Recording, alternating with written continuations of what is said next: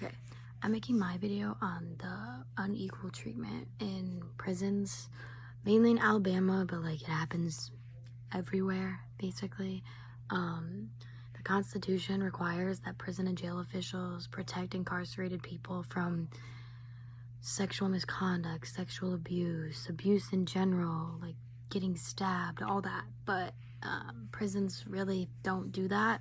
There was a study done by the Bureau of Justice in 2004, and they found that in one prison, or not in one prison, I think in one state, 539 correction officers had part in 508 innocent incidents of sexual misconduct, and only 36% of those 539 officers were referred for prosecution.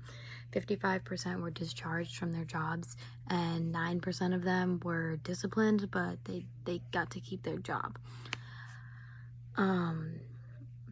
Inmates are beaten, stabbed, raped, verbally abused, physically abused, and killed in prisons, which is not okay. That really, in my opinion, that shouldn't be happening, because yeah, they did something wrong, but they're still human beings, and the Constitution requires that correctional officers need to protect these people even though they did something wrong. And as you know, like, many correctional officers abuse their power, which is why abuse happens, sexual abuse happens, sexual misconduct happens. It's why all those things happen in general. A lot of the inmates who, like, they need medical care for, like, say they have, like, something wrong with them, like they can't breathe or something, or they're just, like, born with an illness. There's inmates that are disabled, there's inmates that are, like, mentally ill, there's inmates that are suicidal. They aren't provided with the help that they need, that they would normally be getting on the outside from a therapist or some kind of health person. They're not provided with that in prison. So obviously, if you have an illness, or you're mentally ill, or you're suicidal, or you're disabled, you're not getting what you need, which is just gonna make your conditions worse. And many prisons are all across the world. But especially Alabama. Alabama is, like, known for having some of the worst prisons there.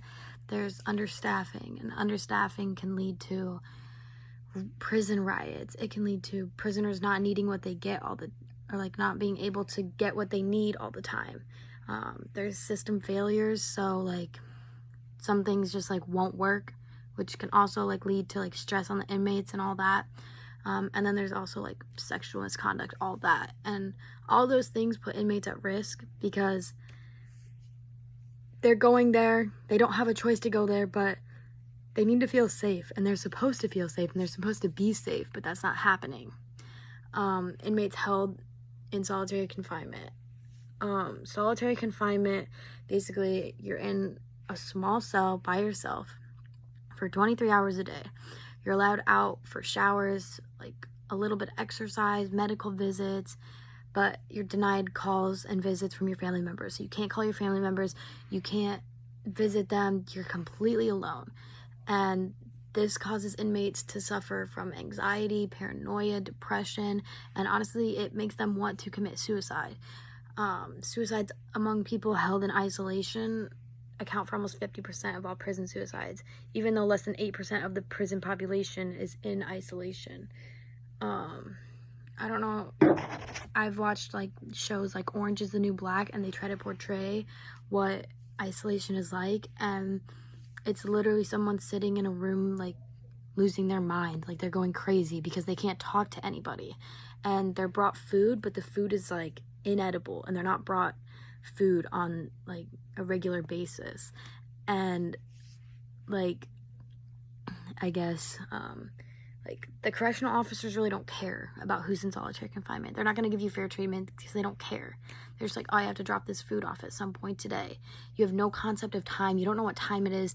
You just sit in a room all day staring at 4 blank walls. Sometimes they don't even bring them, like, a toothbrush or toothpaste or toilet paper.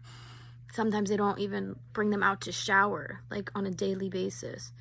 And honestly, like, it needs to, like, I don't know, it needs to be addressed, because inmates are really struggling from that. And obviously the suicide rates are going to go up if they are mistreated and they are stuck in a room all day by themselves. The Equal Justice Initiative program or group, whatever, they're confronting dangerous prisons in Alabama, but they investigate the prisons. They see, oh, inmates are being treated like this, and people need to know about that, so they document it and they put it out for everybody to see and be like, this is how people are being treated. Yeah, they're people that messed up and might have done really bad things, or maybe not, they didn't even do really bad things. They could be wrongfully convicted and just in there, but they document it and they let everybody else know, so everybody knows it's a problem. And then EJI is filing lawsuits and federal lawsuits and complaints. But I think it's just an issue that everybody needs to know about and that needs to be addressed more.